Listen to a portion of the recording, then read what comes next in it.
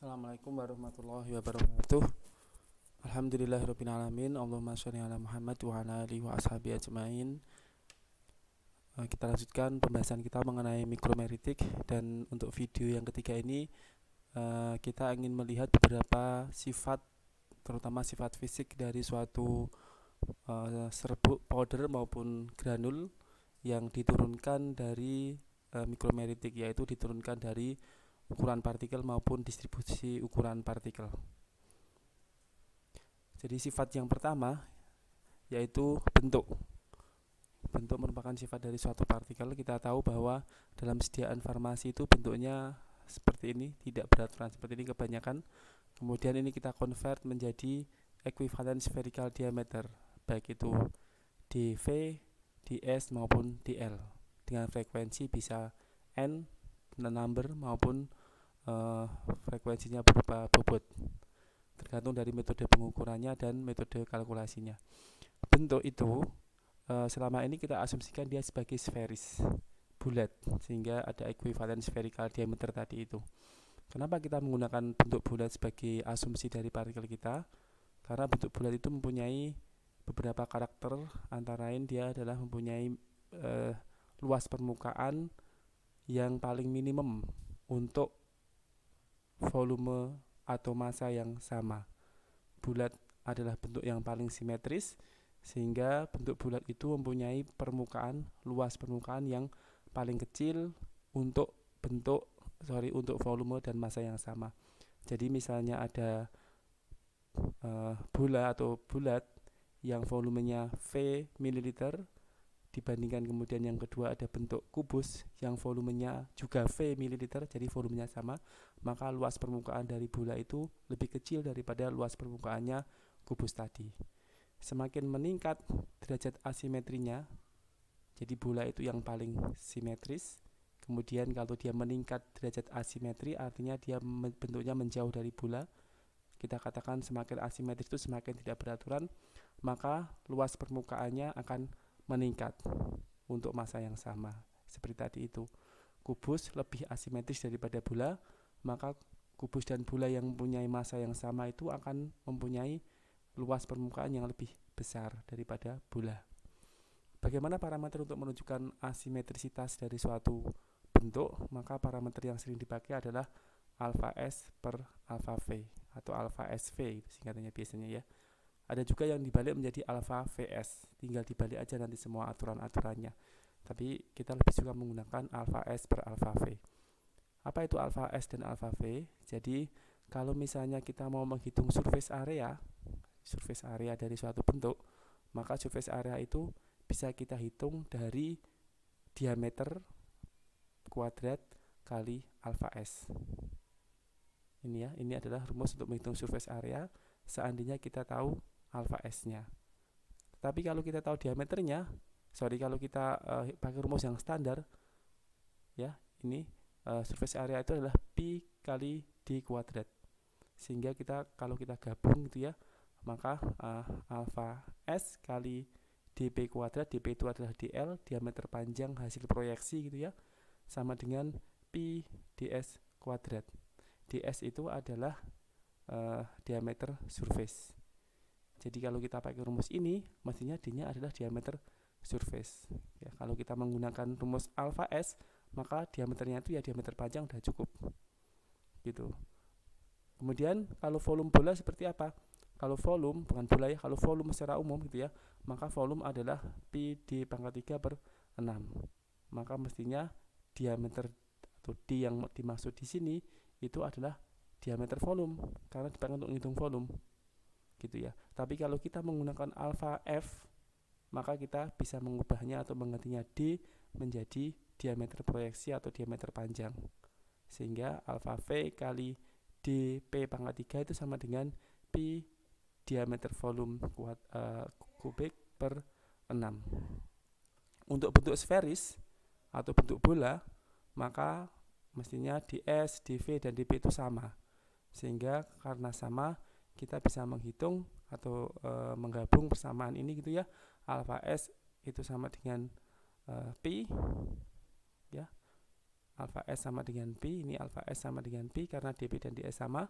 Kemudian alfa V adalah Pi per 6. Ini ya, Pi per 6 karena dP dan dV sama. Sehingga alfa S per alfa V sama dengan 6. Ini adalah untuk bentuk yang paling sferis, bentuk yang paling simetrik, yaitu sferis atau bola. Maka kalau kita mau mencari bentuk apakah simetris apa tidak, derajatnya berapa kesimetrisannya, kita bisa menggunakan parameter alfa S per alfa V, dan nanti nilai alfa S per alfa V itu untuk bentuk selain bola akan lebih kecil daripada 6. Ya. Bagaimana cara menghitungnya? Jadi pertama kita mencari dV dan ds dari suatu sampel. Untuk cara mencarinya kita harus menengok lagi kemarin mengenai metode-metode penentuan ukuran partikel atau ukuran bahan atau ukuran granul begitu ya. Kemudian kita hitung alfa S per alfa V dengan rumus 1/6 kali ds kuadrat per dv pangkat 3.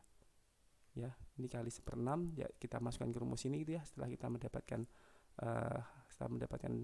ds dan dv, kemudian kita bagi gitu ya. Kita alfa S per alfa V ya berarti 1/6 atau ds pangkat 2 per 6 kali dv pangkat 3, begitu sama aja. Itu parameter yang pertama, yaitu bentuk. Sifat yang kedua atau karakteristik yang kedua dari suatu partikel atau suatu granul atau serbuk itu adalah specific surface area, luas permukaan spesifik. Jadi sebenarnya di depan tadi sudah disinggung, ada yang disebut dengan ini ya, surface per unit volume atau massa. Itu sebenarnya adalah istilahnya yaitu atau nama lainnya yaitu luas permukaan spesifik ya. Seperti sini ya, surface area setiap unit volume atau massa. Tergantung volume atau massa unitnya, maka kita beri simbol SV atau SV. Jadi kalau SV itu misalnya satuannya aja biar gampang, surface area cm kuadrat, kemudian dibagi volume berarti cm pangkat 3 itu misalnya. Kalau per unit massa, surface areanya cm kuadrat dibagi dengan massa misalnya per gram, itu SV, weight atau mass, kemudian di sini volume. Ya. Rumusnya bagaimana? Ya, sesuai dengan ini rumusnya, sesuai dengan definisinya, SV sama dengan surface area of particle, surface area per bagi per volume, berarti jadi juga volume. Itu adalah SV. Maka kalau kita masukkan atau kita pakai istilah tadi ada alfa S dan alfa V gitu ya, maka SV sama dengan N jumlah partikel kali alfa S D kuadrat, itu surface area, maksudnya D nya adalah ds, per N kali alfa V D pangkat 3. Ini D nya diameter panjang bisa, karena ini sudah pakai alfa ya. Sehingga SV sama dengan alfa S per alfa V kali D. Ya, itu spesifik surface area dengan definisi surface area per unit volume. Kalau per unit massa bagaimana? Tinggal kita ganti saja volume ini menjadi massa ya. Kita ganti volume menjadi massa, sehingga kalau kita turunkan nanti rumusnya menjadi SV specific surface area per unit massa sama dengan SV per densitas. Kalau kita urut juga bisa pakai seperti ini ya. Nanti kita mendapatkan hasil yang sama. SV sama dengan alfa S per densitas kali dvs kali alfa V. Ini adalah rumus untuk mencari surface area per unit massa. Kalau bentuknya sferis, maka rumusnya lebih sederhana lagi. SV sama dengan 6 per densitas kali dvs.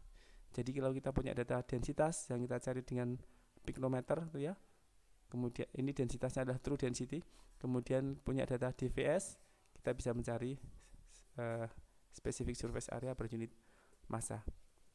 Itu sifat yang kedua dari suatu bahan yang diturunkan dari sifat mikromeritiknya. Sifat yang ketiga yaitu penataan atau packing arrangement, penataan packing dari partikulat atau granul itu dalam suatu volume tertentu, dalam suatu tempat. Ini gambarannya, kalau bentuknya sferis kita tata seperti ini hasilnya. Ini adalah kondisi yang paling close, kondisi yang paling dekat, kondisi yang paling rapat dari suatu bola yang ukurannya sama. Kalau kita tata ini kondisinya dia paling dekat, itu disebut dengan closed packing atau rombohedral. Kalau susunannya seperti ini, maka porosity itu adalah, nanti kita bahas di belakang tapi sekelas singgung di sini, porosity adalah volume space di sini dibagi dengan volume total. Total itu berarti space dan juga granul ini. Itu sekitar 26% porosity-nya. Kemudian kalau tataannya dari bola itu paling jauh, kondisinya seperti ini, 4 seperti ini kan paling jauh ini kan, maka kita sebut dengan loose packing. Packing yang paling longgar. Loose itu paling longgar atau sering disebut dengan kubik. Kalau ini rhomboeder, ini kubik. Ini bentuknya kubus dan porositasnya adalah sekitar 48%. Kebanyakan bahan-bahan farmasetik itu mempunyai packing arrangement sekitar dengan porosity sekitar 30 sampai 50%. Kok bisa lebih dari 48%? Artinya dia menjauh. Biasanya terjadi ketika dia ada bentuk-bentuk flokulat, ya. Jadi kalau dia mengandung flokulat, maka dia bisa lebih dari 48%. Apa itu flokulat? Flokulat itu adalah gabungan dari partikel-partikel tunggal itu. Kalau partikel tunggal itu bergabung, dia kadang membentuk rongga di bagian tengahnya yang tidak bisa terisi oleh partikel yang lain. Sehingga adanya rongga itu meningkatkan volume space, volume void gitu ya. Sehingga porositasnya menjadi besar di atas 48%. Begitu. Tapi kadang-kadang juga di bawah 26%. Kok bisa seperti itu? Kenapa? Biasanya terjadi ketika koleksi granul atau koleksi partikel kita atau powder collection kita itu mempunyai fine, serbuk yang cukup untuk mengisi bagian kosong ini. Jadi ketika dia ukurannya sama, yang kosong ini nggak bisa diisi. Tapi kalau dia punya serbuk, maka serbuk bisa mengisi bagian ini. Sehingga porositasnya bisa berkurang di bawah 26%. Itu yang disebut dengan packing arrangement dengan besaran atau dengan parameter porosity. Ya, nanti di belakang ada lagi satuan atau sifat porositas yang lebih detail. Berikutnya yaitu density atau kerapatan dari suatu partikel. Density dari suatu partikel itu seperti hanya rumus standar, density adalah massa dibagi volume. Massa dibagi volume. Dan kalau kita sudah bisa menetapkan masanya, gampang, tinggal kita timbang aja, kita tahu masanya berapa. Tapi untuk menetapkan volumenya, maka volume serbuk atau volume granul atau volume partikel itu ada bermacam-macam. Yang pertama ada yang disebut dengan volume bulk atau bulk volume, simbolnya VB. Apa yang dimaksud dengan bulk volume? Bulk volume yaitu volume partikel tambah dengan volume particle space atau volume void. Kalau misalnya gambarnya seperti ini ya, seperti ini gambarannya, maka bulk volume itu partikel-partikel ini volumenya berapa, kemudian ditambah dengan volume space ini. Dan dalam volume partikel itu ada macam-macam. Dalam satu partikel ini kalau kita besarkan ya, kita ambil satu, kita besarkan, maka dalam satu partikel itu ada kapiler, namanya pori kapiler. Ini masuk bagian dari bulk volume juga. Kemudian dalam bagian tengah nggak kelihatan dari luar, makanya saya simbol strip-strip ini, ada juga pori di dalamnya, internal pore. Ya, itu juga masuk bagian dari volume bulk. Jadi gampangannya volume bulk itu volume semuanya. Itu yang disebut dengan volume bulk. Sehingga kalau massa dibagi volume bulk, itu hasilnya adalah densitas bulk. Nanti istilahnya nanti di belakang ada ya, macam-macam density partikel. Yang kedua yaitu volume granul atau volume partikel, tergantung sampel kita itu granul atau partikel. Maka yang disebut dengan volume granul itu adalah volume bulk dari semuanya itu tadi itu dikurangi dengan volume void, volume celah-celah di sini. Dan yang termasuk bagian dari void juga adalah kapiler. Jadi volume granul itu tidak termasuk volume kapiler maupun volume void, volume spasi, volume celah antar partikel itu tidak masuk. Ya, tapi termasuk volume bagian dalam atau internal pore. Ini masuk bagian dari volume granul. Kemudian yang ketiga yaitu true volume. Volume sebenarnya yaitu ini simbolnya V biasanya ya, atau sering juga volume sebenarnya itu sama dengan volume partikel, volume powder maupun volume granul.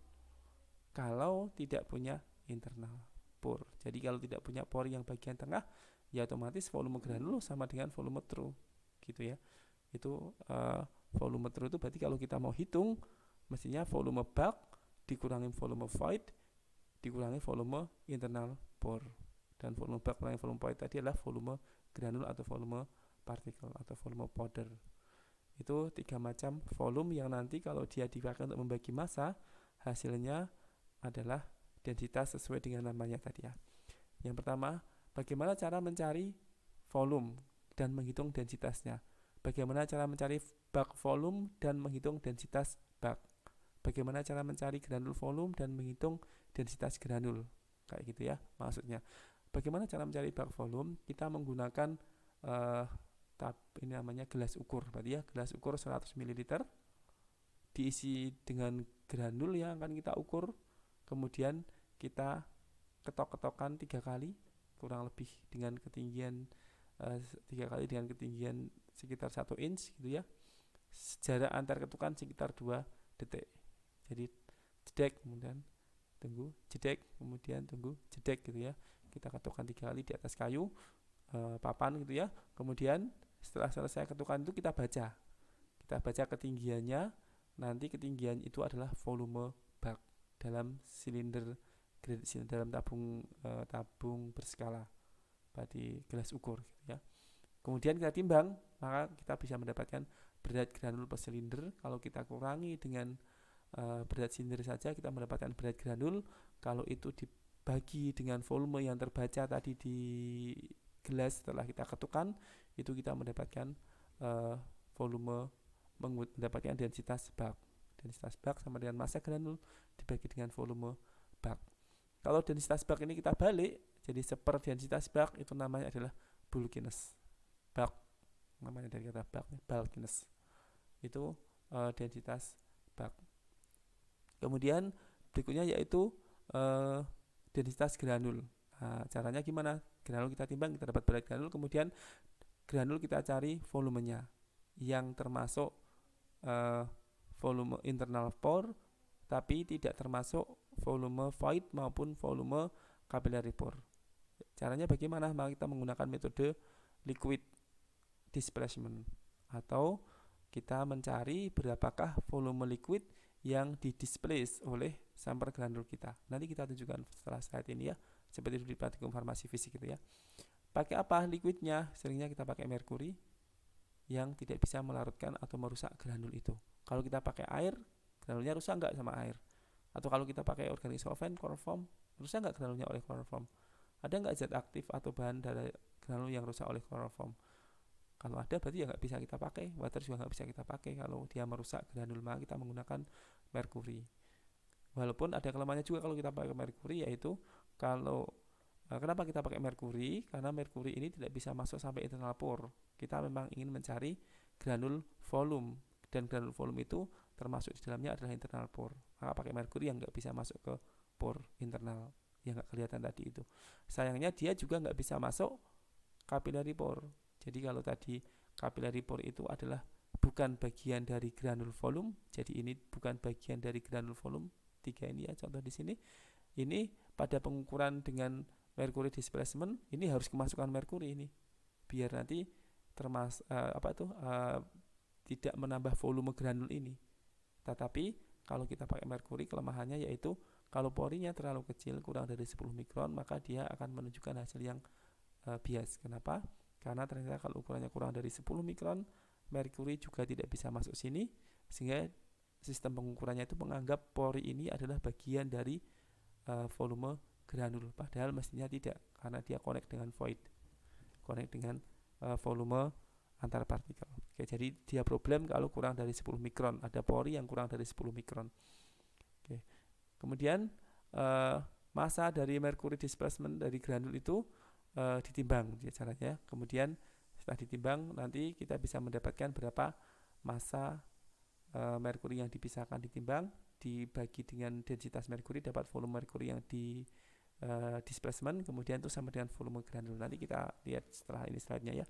Yang terakhir yaitu true volume, yang nanti kalau volume untuk dipakai untuk membagi massa, dapatnya adalah densitas. Kalau kita bilang densitas, itu adalah true density. Ya, maka pengukurannya menggunakan gas displacement. Jadi kalau ini tadi liquid displacement, ini gas displacement, yaitu mengukur berapa banyak gas yang terdesak oleh granul. Ya, gas yang terdesak oleh granul berapa? gas ini kecil, dia bisa menembus pori-pori masuk ke internal pore, sehingga kalau dia masuk ke internal pore, dia nggak bagian yang terdesak itu, sehingga dia tidak dihitung sebagai volume true, gitu ya. Gas yang dipakai seringnya adalah helium, gas yang sifatnya inert. Kalau kita pakai nitrogen itu terjadi adsorpsi gas, itu juga merancukan hasil pengukuran. Caranya bagaimana? Jadi blank chamber, chamber yang kosong itu kita masuki helium, catat berapa pressure-nya, kemudian dikonvert dari pressure menjadi volume. Gas kan ada rumus PV sama dengan nRT begitu ya. Nanti dari pressure bisa kita menjadi volume kalau kita tahu N-nya berapa, kemudian tahu suhunya berapa. Kemudian kita masukkan chamber itu sampel dari granul kita, kemudian di degassing, ya mesti ada gas-gas selain helium, kita keluarkan dulu semuanya. Setelah itu baru dimasukkan gas helium yang baru, ya. Kemudian dibaca pressure-nya, dikonvert ke volume seperti tadi. Maka volume dari granul yang menempati chamber tersebut adalah selisih dari volume helium sebelum ada sampel dan volume helium setelah ada sampel, sehingga volume sampel bisa kita hitung itu sebagai true volume V1 minus V2 dalam persamaan di sini, atau dalam rumus-rumus yang ditampilkan di sini. Itu V, volume true, sehingga densitas adalah massa dibagi dengan volume true tadi, kita mendapatkan true density. Ya, ini adalah gambaran yang sebenarnya simpel itu ya. Jadi ini bagaimana menentukan bulk volume. Ini granul kita masukkan ke sini. Sampai berapa? Apa sampai penuh? Nggak harus sampai penuh. Sampai lebih juga nggak apa-apa. Tapi nanti problemnya kalau diketukan nggak turun pol, dia menyusahkan kita sendiri, harus mengulangi gitu ya. Ya, ini contohnya saja. Ini kalau setelah kita isi hampir 100 lebih dikit itu ya. Kira-kira nanti kalau turun lah dia bisa pas 100 atau lebih ke bawah lagi, sehingga ada skala yang bisa kita baca. Kemudian kita tap 3 kali tadi ya, tek tek tek, dengan jeda 2 sekon dengan ketinggian 1 inch. Kemudian kita baca volumenya. Kalau data ini, gambar ini volumenya, berarti volumenya 100 ml, maka bulk volumenya adalah 100 ml. Kalau awalnya kosongan kita timbang, setelah berisi granul juga kita timbang, kita tahu selisihnya gitu ya. Kalau kita tahu selisihnya, maka selisihnya itu muncul karena adanya granul ini, maka massa granul bisa kita ketahui, sehingga densitas granul juga bisa kita hitung, yaitu massa total dikurangi massa silinder dibagi dengan volume bulk. Untuk gambar ini volume bulknya adalah 100 ml, begitu ya. Tidak selalu 100 ml. Kalau tadi kita masukkan, biar nggak perlu ngulang ya, volume awalnya 100, setelah kita ketukkan jadi 95 misalnya. Kalau lebih gampang ya, nggak perlu ngulang, maka di sini pembagiannya 95. Maksudnya masanya juga berbeda ya. Itu yang disebut dengan densitas bulk ya, densitas bulk. Berikutnya densitas granul, tadi juga sudah saya terangkan pakai piknometer. Dulu sudah pernah praktikum di farmasi fisik. Kita harus nimbang dulu pikno kosong, kemudian nimbang granul yang mau dimasukkan ke dalam pikno, kemudian nimbang pikno yang berisi merkuri penuh gitu ya, kan mau merkuri displacement tadi ya. Jadi diisi merkuri, ditimbang, kemudian diisi granul plus merkuri, kemudian ditimbang. Langkah-langkahnya tidak sesimpel itu. Sudah pernah ikut praktikum, jadi bisa bayangkannya, diturunkan dulu suhunya, kemudian dinaikkan, ditutup kayak gitu, biar nanti tidak ada rongga udara di bawah sini seringnya, atau di bawah termometer itu ya. Itu tujuannya alur kerja seperti yang di praktikum itu. Setelah selesai kita punya data berat masing-masing ini, kita bisa menghitung berapakah volume merkuri sebelum ada granul, berapakah volume merkuri setelah ada granul. Setelah ada granul berapa? Ya, kalau sederhana seperti ini berarti volume berat merkuri sebelum ada granul ya tinggal berat ini dikurangi berat ini. Ya, berat pikno dikurangi, hasilnya adalah berat merkuri sebelum ada granul. Kemudian kalau berat merkuri setelah ada granul gimana? Tinggal berat ini total dikurangi dengan berat granul dikurangi dengan berat pikno, maka isinya adalah berat merkuri yang di sini ini, yang sudah terdesak sebagian oleh granul. Berapa yang terdesak? Maka yang terdesak adalah berat merkuri yang ada di sini mula-mula sebelum didesak dikurangi berat merkuri yang sebagian sudah didesak oleh granul. Selisihnya itu adalah berat merkuri yang terdesak oleh granul. Kita mau mencari volume granul, nggak bisa pakai berat itu. Maka berat merkuri yang terdesak oleh granul itu harus diubah menjadi volume. Caranya bagaimana? Volume yang terdesak itu dibagi dengan densitas merkuri. Maka kita mendapatkan volume merkuri yang terdesak yang besarnya sama dengan volume granul. Dan kita bisa menghitung densitas granul, yaitu massa granul dibagi dengan volume granul. Sekali lagi kita ingatkan, kalau volume granul itu termasuk di dalamnya adalah internal pore, karena merkuri nggak bisa menembus masuk ke bagian tengah dari granul.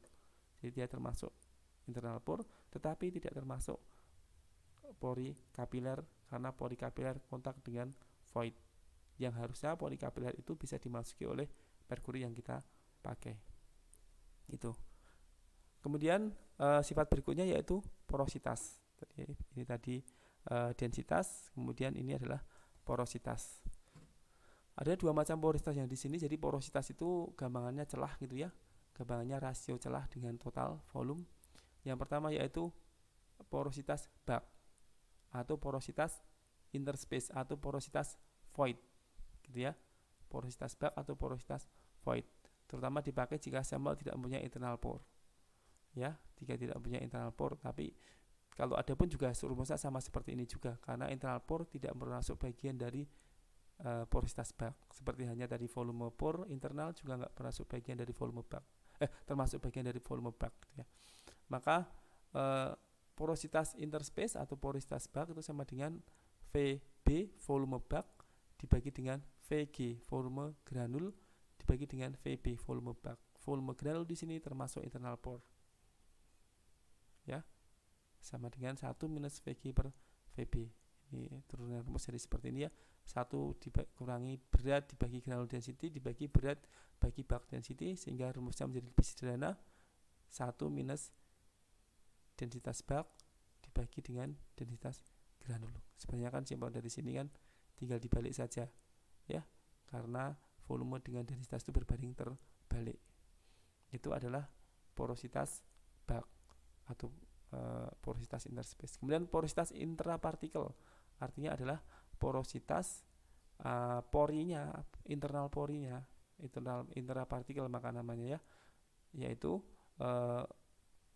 VG minus VP. Jadi VG itu volume granul, tidak termasuk void, tidak termasuk capillary pore, dikurangi dengan VP. VP itu adalah volume itu sendiri atau VP itu volume partikel atau volume sebenarnya ya, volume partikel atau volume sebenarnya. Di sini sebutnya VP. Sebenarnya VP ini adalah V, volume sebenarnya ya, karena dia excluding internal pore, tidak termasuk internal pore. Jadi kalau ini VG dikurangi VP, hasilnya ya internal pore. Ya, hasilnya adalah pori internal. Jadi seperti volume pori internal dibagi dengan volume granul. Jadi volume granul, bukan volume bag ya. Itu maka namanya menjadi porositas intrapartikel. Sama dengan 1 minus VP per VG atau sama seperti tadi ya, 1 minus densitas granul dibagi densitas. Ini densitas, mestinya ini V saja, tapi ini VP sama dengan V, berarti diameternya pakai simbolnya ini bukan P partikel tadi, bukan, dan VP ini juga sama dengan V ya, true volume tanpa internal pore. Itu ya. Jadi ada dua macam porositas bag dan porositas intrapartikel. Maka E total ya tinggal kita kurangi saja. E total itu VB dikurangi VP. Jadi ini dibagi dengan VB. Jadi yang mau dihitung di sini VB minus VP adalah volume void plus volume internal pore. Ya, ini kan hasilnya kan volume void plus volume internal pore. Dengan asumsi seperti tadi, VP adalah V, yaitu true volume, dibagi dengan volume bag sama dengan 1 minus VP per VB. Sekali lagi VP adalah termasuk internal pore dalam rumus ini, dan kita masukkan di sini ya. Maka sama seperti tadi, tinggal dibalik saja, 1 minus densitas bag dibagi densitas true density. Itu porosity. Ada 1, 2 dan satu lagi total. Kalau kita bilang ada porositasnya berapa gitu aja misalnya ya, atau porositas berpengaruh terhadap sifat alir, maka yang dimaksud dengan porositas di sini itu adalah porositas bag. Jadi kata-kata porosity sendirian itu maksudnya adalah porositas bak yang sering berpengaruh terhadap misalnya pada proses pentablitan. Ya, saya kira itu saja video yang ketiga untuk melengkapi kemarin. Semoga bermanfaat. Assalamualaikum warahmatullahi wabarakatuh.